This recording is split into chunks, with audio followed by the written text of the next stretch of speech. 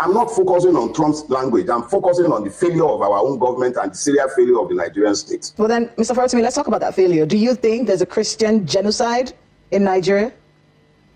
Let me put it this way. Religion is a matter of identity in northern Nigeria. A lot of Nigerians are completely ignorant about the history of religion in northern Nigeria. So if it quacks like a duck, walk like a duck, we should surely be able to call it a duck.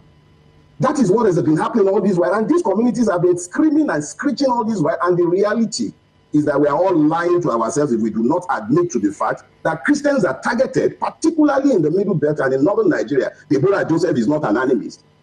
An entire community found the grace to be silent when a young woman was murdered and burnt within the confines of a higher institution. What has happened? When those persons were charged to court, how many people came out to offer free legal services to them? What has happened to them? Where is the accountability? Where is the accountability? And then they speak to a genocide and we want to quibble about it. Let's leave the name they want to call it. These are human beings that are dying. What about Mr. Jackson? A man was attacked on his own farm. He struggled and managed to free himself. The attacker still pursued him. He killed his attacker with the attacker's knife. Our Supreme Court deemed that a murder. You have a system that discriminates deliberately, and then we are still quibbling. Let's leave the terminologies and all of that and focus on the facts. Whether the person is Muslim or Christian, Fulani, Ijaw, Yoruba, Lantan, it does not matter whether he's Atiap. The important thing is that this person is not only human, he's a Nigerian within the Nigerian space and the Nigerian government and rulers. So I didn't hear, primarily what I heard was somebody speaking up that might perhaps unblock the blocked ears of the rulers of Nigeria.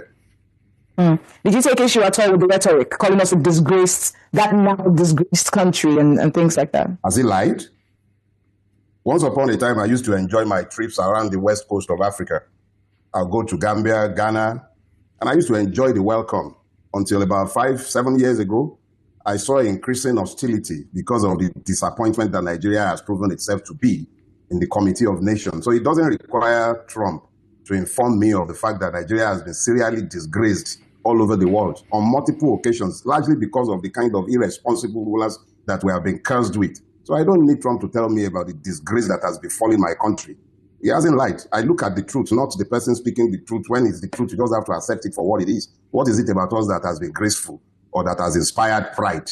So somewhere in your mind, you think Donald Trump is altruistic, the savior of Christians in Nigeria? Look, Kayla, Yorubas have this proverb that the child that does not listen to admonitions at home would be taught outside. There is nothing Trump said or alleged that is not substantially true. The fact that the Nigerian government has ignored the reality of a genocide is not in doubt. The fact that the Nigerian government has been complicit in that genocide is equally beyond argument. These are things that most of us have been saying, including me, in books, in speeches. We've been saying this for over 10 years. So it doesn't require Trump to speak to the truth of what is happening. It is because it is Trump that has spoken that all this brouhaha is happening. What has Trump said that hasn't been said by multiple Nigerians within Nigeria? The issue is, for many who are listening to Donald Trump say these things and, the words that he used, guns are blazing. Yes, in many ways, it could be that we've forgotten what the message is and focused on the messenger and how the messenger made that message. However, coming an intervention or an invasion, is that something that you would welcome? See, Trump did not threaten an invasion. Don't let's kid ourselves. There are multiple evidence of Nigeria going around cap in hand. We've become essentially in the hands of our rulers, a beggar nation. The same country that went to stabilize Sierra Leone, stabilized Liberia, is the same one that cannot fight a ragtag army of Fulani extremists and Islamist jihadists simply because persons within his government and his military have compromised his territorial integrity and discounted the safety of his citizens. That is why it has taken a Trump to be reading the Riot Act and be telling us that if we won't do it, he will come do it. Let's focus on the fact that we have these problems. Let's leave the fact that we don't like the language of Donald Trump. Let's forget all these attempts at beating up nationalistic fervors. It makes no difference to the dying man in the Benue Trough and in the Plateau who comes to save him. You have reported cases such as Yelawata, where you have a military forward operating base less than a kilometer from Yelawata. Instead of engaging with those who killed over 200 Nigerians, they were busy shooting in the air. And then you want that person to bicker about whether it's Americans who came to save him.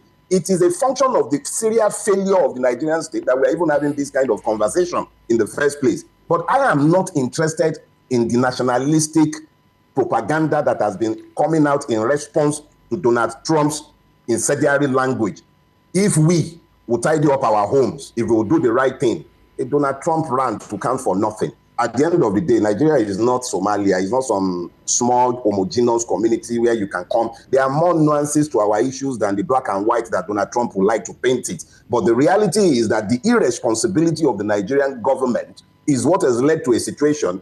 Our situation might be likened to that of an irresponsible father who has allowed his home to fall into disrepair, his children left them to serial abuse, and then a neighbor who happens to be more responsible, however garrulous you might call him, however much you might deprecate his method, he recognizes the humanity of the children that the father has left irresponsibly to be slaughtered. The man went to Benue almost a week after the massacre. He couldn't even be bothered to go to Yelawata. What did he say? Oh, the road was bad, but he could have a party in Makurdi. Please, if that is what it takes, if it will take a madman to speak to our irresponsible rulers, so be it. Or has he lied?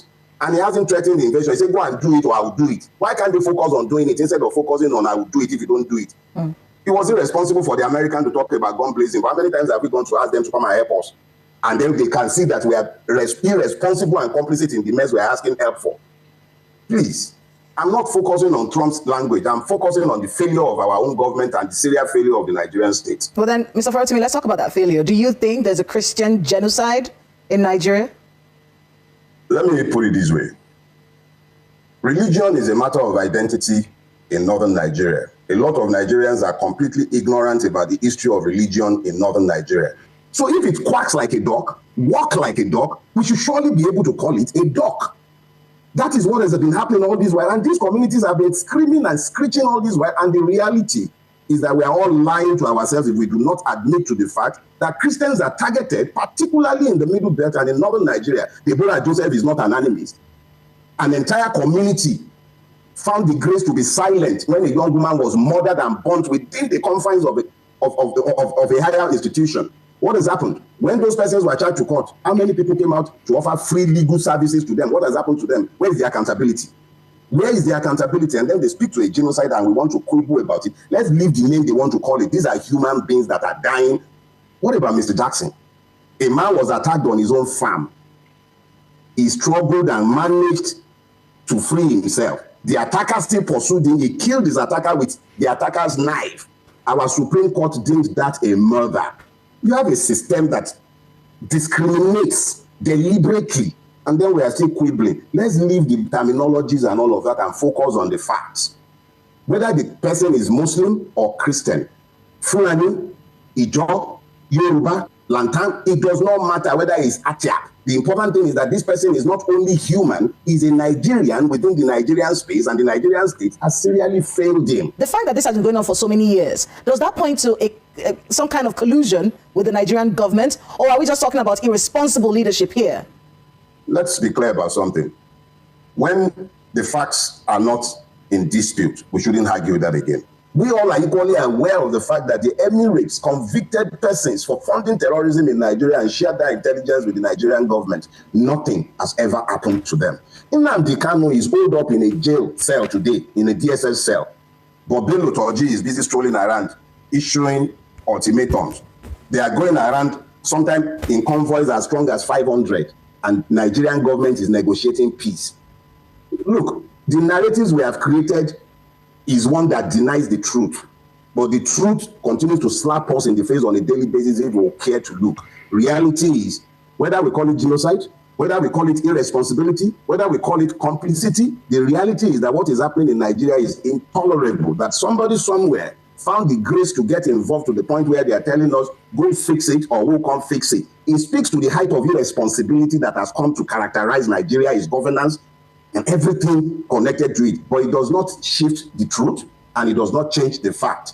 There are people dying in droves, and the government, for whatever reason, the same Nigeria that could once enforce peace in faraway land is no longer able to enforce peace in his own country. It was Abacha that said, when insurrection, insurgency, insecurity last longer than 24 hours, government is involved. Let them ask themselves what has happened to us. Some have said that calling the Like this, wonder shall never end. So it take a bully like Donald Trump to get our leaders right, you understand, to do what is right. So that is what the man I respected so much, Dele said, you understand, concerning this this Christian genocide, you understand, that is going on right now.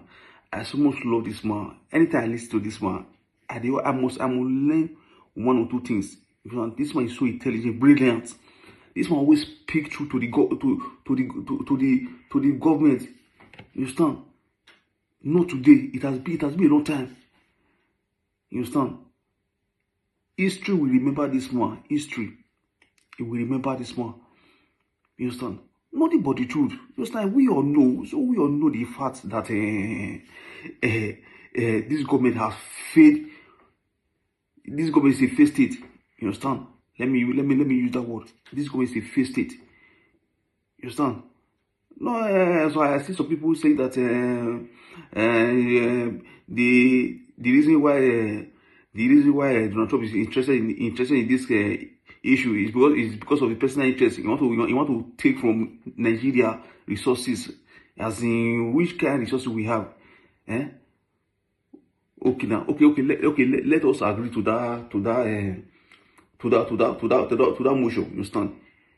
Okay. Why the government don't want to put things in the right way, in the right partner? You understand? To make sure everything is okay in this country, but they don't want to do the right thing. So let external people to come and help us. That is it.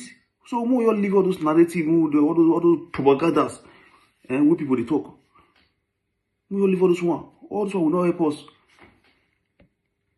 Also will not help us.